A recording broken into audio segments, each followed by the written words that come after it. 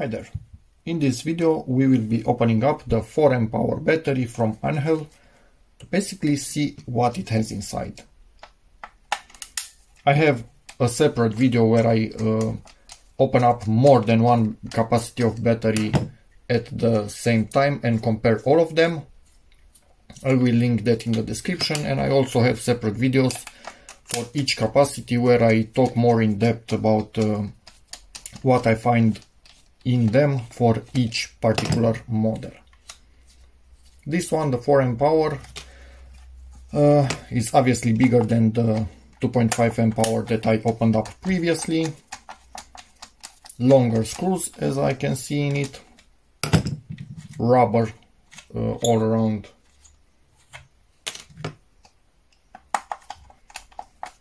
And I'm using a Torx T10 to open up the battery, and it's a safety one, so it has this inside. Make sure you don't have your wedding ring or any metal on your hands. If you are using prying tools, make sure you don't short anything if they are out of metal. Yeah, batteries, we don't really want to damage them or cause a fire. I've seen many open them up with screwdrivers, but up until now, in mine, just pulling power was enough.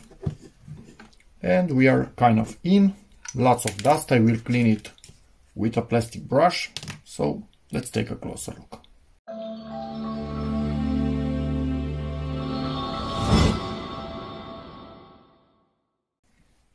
And yeah, we have the switch and the LEDs for the battery capacity, a 4 Ah shunt, which I'm expecting it's working as a fuse in case something goes horribly wrong. It's directly connected to the positive end, and at the negative end we have a power component in here which presumably disconnects the battery when it's overly discharged. It cuts off. I don't think these cells have any individual protection. They only basically rely on the main board in here. And let's see the type of cells. They are 18650s, 2000 mAh batteries. As you can see, two of them in parallel, which means 4000 mAh battery at the same voltage, and all 5 in series going to the 18 volts that we already know. And kind of that's about it. Everything is potted in here, really hard to make out anything about it. You can see a big thick metal bus bar going up to the power component in here. We can try to guess what's written on it, but between being potted and being really dark, maybe you can figure out what this thing is: a small capacitor and some small electronics overall. So that's about it. Here, temperature sensor, obviously. Compact design, nice PCB. Yep, I like what I see. It's good. I will give it a good clean with this, which is its own separate video, and the little brush, and yeah.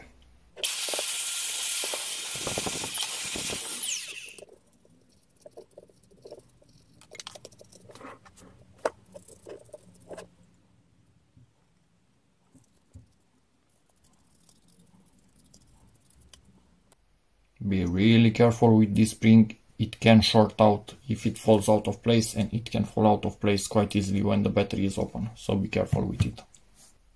Let's close the 4 Ah battery. I closed them back up, the biggest one first, because I want to make sure that's safe. The bigger and more charge it has, the more dangerous it is. Cleaned it up as much as I could. This is sticking to the potting, so pardon me, nothing that I can do there. Some marks on the battery from the plastic itself. Again, nothing that I can do there. It's just from vibration wearing on the protection, but it's, even if this was true, it's plastic on metal, doesn't do anything. So yeah, I think the housing is like the other ones. It's ABS, this thingy. The other ones, the red part was PC plus ABS or something like that. I think I will write down there. So yeah, there's that. Let's start putting this together. We can see the injection for the rubber, the points where they injected the overmold of the rubber. This sensor is in that area, so that tells us what orientation we have in here. Make sure this does not fall. That could get you in a whole lot of pain. Button seems to have an orientation, you can see it there, so you cannot put it in the wrong way around. And now it's gonna be a bit tricky because from one side the spring wants to fall, from the other the button wants to fall. So I think we will meet halfway in there. Make sure the spring goes on the pin, on the red pin, and not next to it. Kind of hard to make sure it's there, but I don't think it can be any other place. Button also doing its thingy. Although, now that I look at it, the LEDs seem a bit misaligned. Or were they always like this and I just never noticed? I might open it right back up now to see if I can do anything about it, because I never noticed until now, and I think I would have.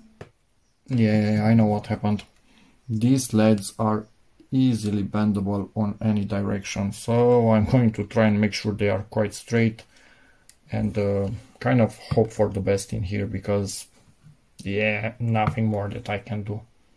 At least I know that I didn't do something wrong. It was just them being a little bit bent by me handling it, so should not create absolutely any issue.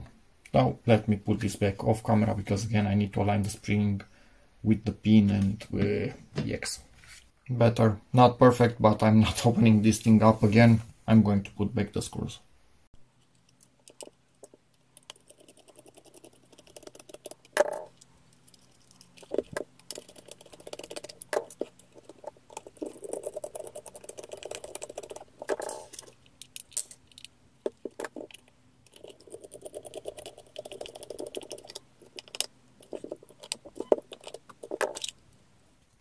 Don't over tighten the screws, just normal tightness. You don't want to crack any plastic. And the battery, just moved my phone, sorry about that, is just fine. And now I figured out something.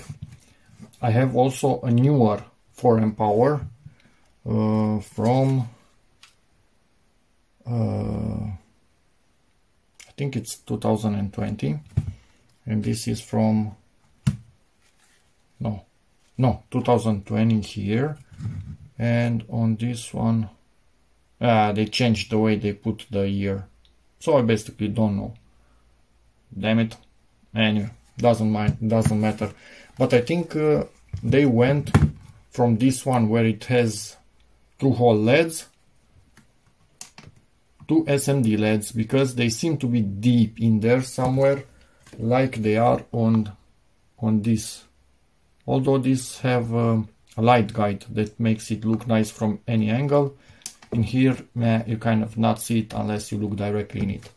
But these were through-hole LEDs, so maybe they changed the design a little bit in that respect. So that's about it for this battery. Working fine. Again, don't over tighten the screws, we will damage things. Absolutely no problem whatsoever with it. Been using it for a long time, actually quite abused. Nothing bad happened to it, still working strong. Awesome Einhell. So, hope this video helps you, in which case please give it a like, check out my other videos, and as always, see you in the next one.